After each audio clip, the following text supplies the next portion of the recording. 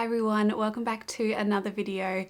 Today's video is going to be a little bit different. I'm going to be adding in a little bit of a travel vlog to this video to share with you what I got up to at the Floriade Festival. A few weeks ago, one of my really good friends, Diane, and I went to the Floriade Festival in Canberra. Diane is a fellow YouTuber, gardener and homesteader and films some great content over on her channel called Diane and Samson. And it was just such a magical, beautiful day amongst all of the flowers. If you don't know what Floriade is, it's basically just a massive tulip festival where in different areas of Canberra they go all out with tulips, and the display is absolutely spectacular. Because of everything that's happened in the past few years, it's been really difficult for the festival to go ahead, but I'm so glad that I went this year, even though it was a little rainy, but I am absolutely so glad that I went. It was such an amazing day, and yeah, I got some really great shots, so I'm hoping that you'll enjoy all of those beautiful shots in this video. And then to finish off this video, I'll come back here and I'm going to do a little bit of a chat about my first experience growing spring bulbs on the south coast of New South Wales. Previously, I have always lived in warmer climates where growing things like tulips and other bulbs has been really tricky, but I tried quite a few different varieties this year and I thought I would do a little bit of a wrap up on some of my thoughts, what I'm going to be growing next year, if I'm going to be using any for the future flower farm, and just kind of my overall experience of growing spring bulbs. So make sure to stick around for that at the end of this video. And one last little announcement, you will probably see behind me, some of you may know this little filming setup. This is where Diane and I film the Earthly Roots podcast. So we take turns going to each other's house and filming and recording the podcast, which is all about connecting to nature, gardening and homesteading. So if you haven't already, make sure to go and check out our podcast. It would mean the world to me if you would go over and subscribe to our YouTube channel. Or if you prefer just to listen to podcasts, then you can find the Earthly Roots podcast on any podcasting app that you prefer. Right, we will jump back a few weeks to the Floriade footage, and then we'll come back here and do a bit of a wrap up on some spring bulbs.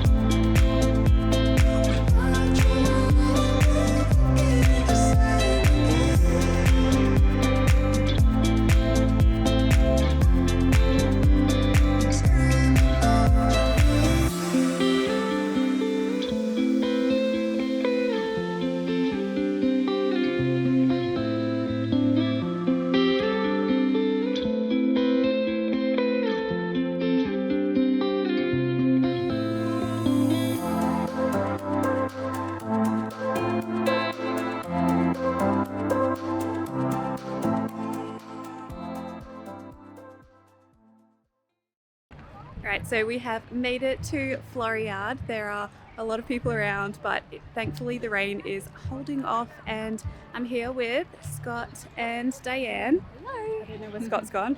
Over there somewhere. He's disappeared just as the camera's turned on. Yeah, Scott's the designated photographer today, so yeah, he's taking some beautiful photos. We're having a really good time and we're gonna do the loop around, I think, just see lots of flowers and take lots of photos for our podcast as well, and have a good day.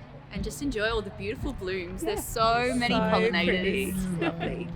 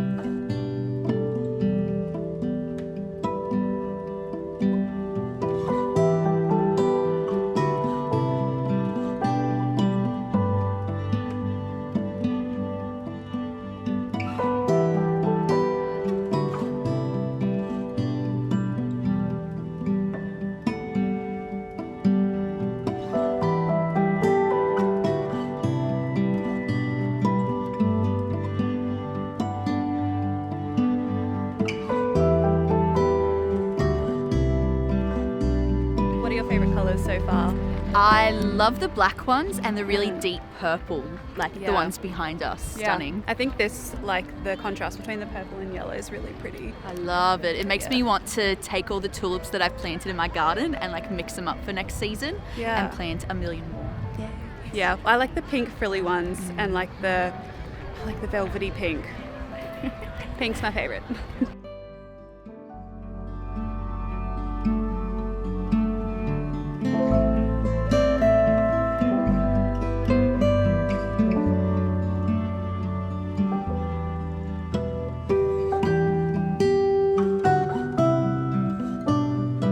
We have decided to come and do a little bit of gin tasting. I do like a good gin and tonic, so Diane and I and Scott are going to try some gins. Diane has her... We're going to play a guessing game and again get some prizes going. I don't know what the prizes are. Sometimes the fun of the game is more fun than the prize. Yeah, Diane definitely won with the amount of tulips planted. What was it, like 1.3 million? Yeah, it was 1.315, so it was so close. I had to gloat. So many tulips. Yeah, let you know how they taste. Oh yeah. Which one are we going for first? Number... Let's go for a clear, because I feel like... What's your guess? I don't know the four choices. I don't know the four choices, but I want to just see what flavours. You're still drinking it. Let's try the other ones and we'll come back to it.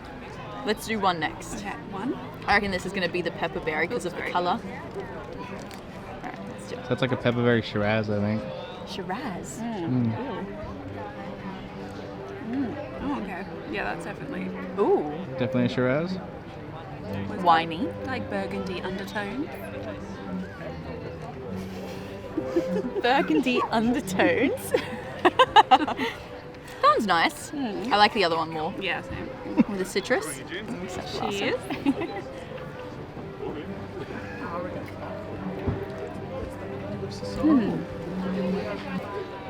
It's so subtle, so it's hard to tell what it's like. Last one. Cheers.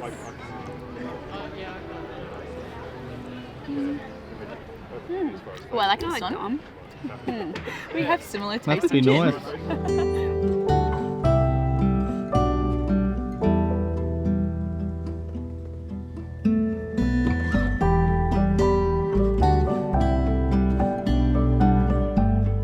So we have finished at Floriade and then we had some lunch in the city, which was really nice, and we decided to come up to the Arboretum, the National Arboretum.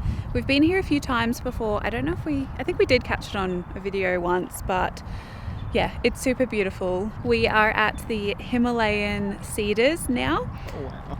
What? That's like that rainbow. Oh, okay. Never mind. We have a rainbow we need to go and see. Live rainbow action. Okay, well that is pretty. It doesn't come up on camera as well. Pretty. Oh, look at like the rain on the mountain there. Yeah. Well, that's very pretty. So yeah, we are around the Himalayan cedars. These are one of my favorites. They're kind of one of the most like established trees in the Arboretum. And yeah, it's very chilly though, very cold, but we're just going to have a little bit of a walk around here, take some photos and just go hug a few trees, I reckon, because I do love a good tree. It's got like a little mantle at the back. Cute. Little bonfire out here. Alright guys, I'll be in here. You enjoy the rain. Are you braving the rain in there? Well, I'm not braving the rain. A new house, tiny living at its best.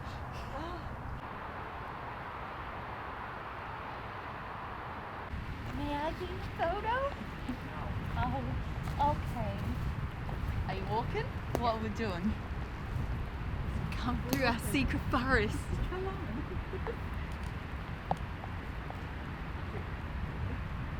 It's cold.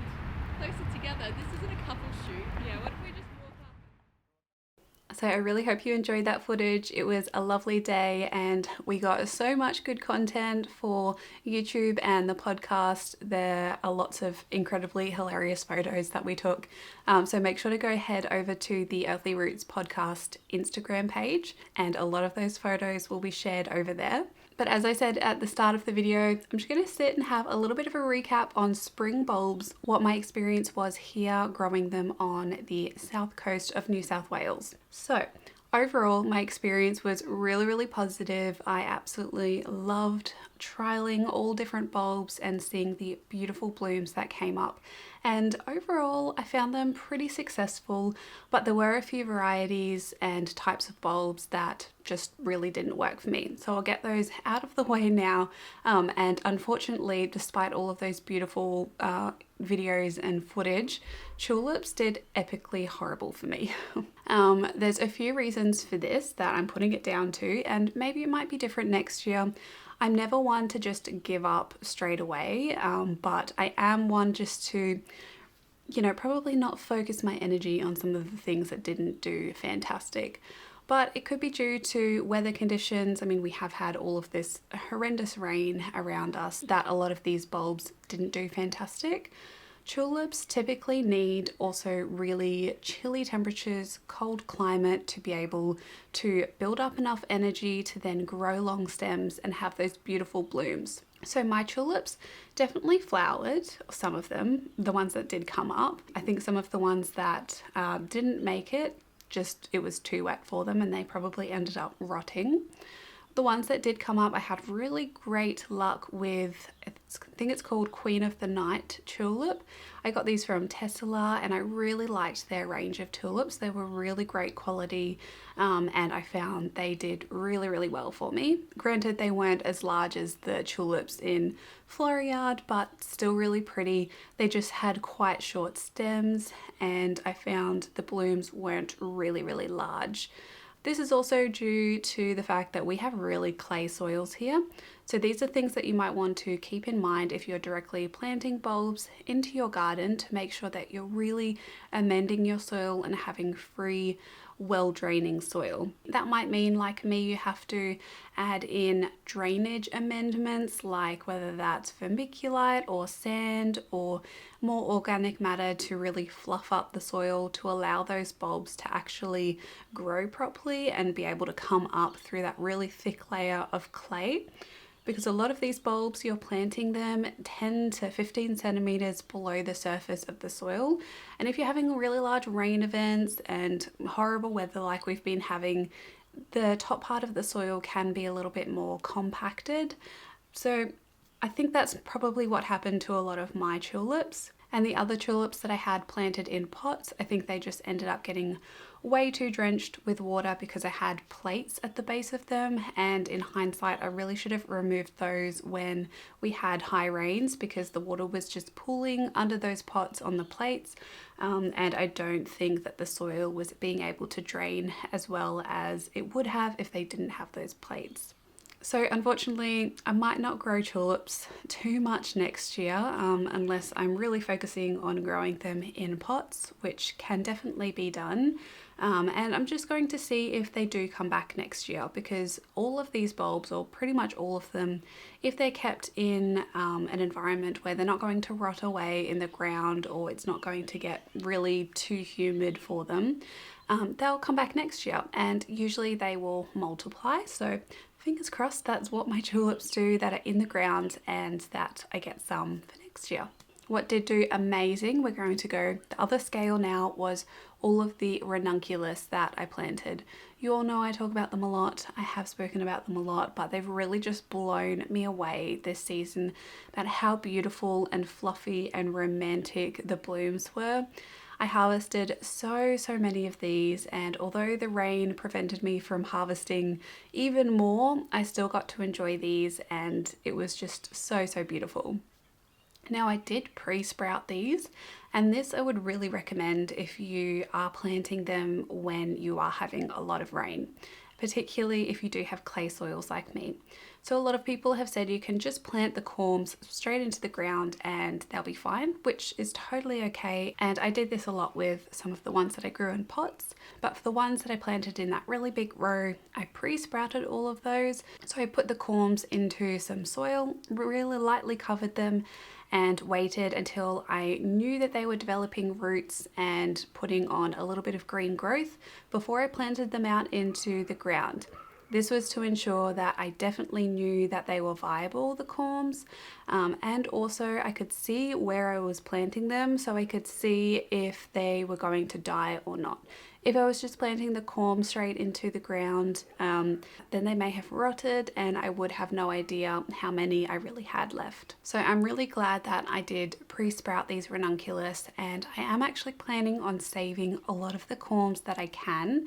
I need to take them out of the ground when we have a solid few days of dry weather, and I want to dry them and then store them in either some sand or sawdust or something that's really dry and is not going to let them rot or mold or put on any growth.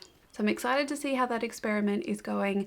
My favorite variety out of these were definitely the Crema variety and the Bianca Sfumato, I think that's how you call it. Absolutely stunning, and these were also from Tesla, and I'll definitely be ordering a few more of those next year to plant.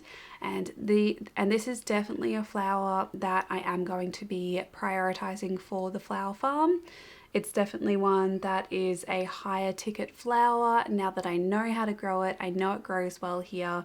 I'm definitely going to be using this in my sales next year, because this year was mainly just to trial different flowers to see what grows well.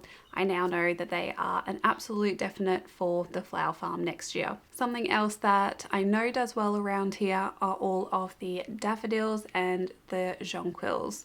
I absolutely love these. I love the scented ones, and they are just so hardy.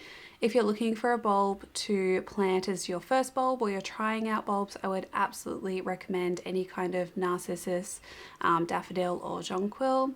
Really great. They're really affordable as well, and they multiply really well. They also do need a bit of a chill to be able to grow, so make sure that you're not planting them in really warm climates. I should also mention, all of these bulbs were pre-chilled and ready to be planted, so a lot of places will have their bulbs pre-chilled and conditioned to be planted that year. Some people have asked why I didn't put the tulip bulbs into the fridge, and that's because it wasn't necessary to do that. It was just our outside temperatures that meant that the tulips weren't growing well. But if you do need to be able to store your bulbs, you can store them in the fridge just to buy you a little bit of time before you do plant them out. So yeah, daffodils did really great, as well as all of the anemones. I'm definitely going to be growing these again. I still actually have some putting on another flush of growth, which is beautiful to see. I just got a random mix of anemones from Garden Express, and I really loved all of these different colors, particularly the purple ones. They were definitely my favorite. And they are really great for little posies, just because they don't have the largest stems, a lot of these, versus the Ranunculus, which were way taller in height. But I am going to be planting a lot more of these to be using in posies and little jam jar posies for my flower farm next year. Something that was really exciting that I loved growing was Grape Hyacinths. They were really small bulbs, but they just looked so cute and so pretty. I loved planting these next to violas and the pansies, and they gave a really great fairy garden vibe, which I'm all for. I love a good fairy garden.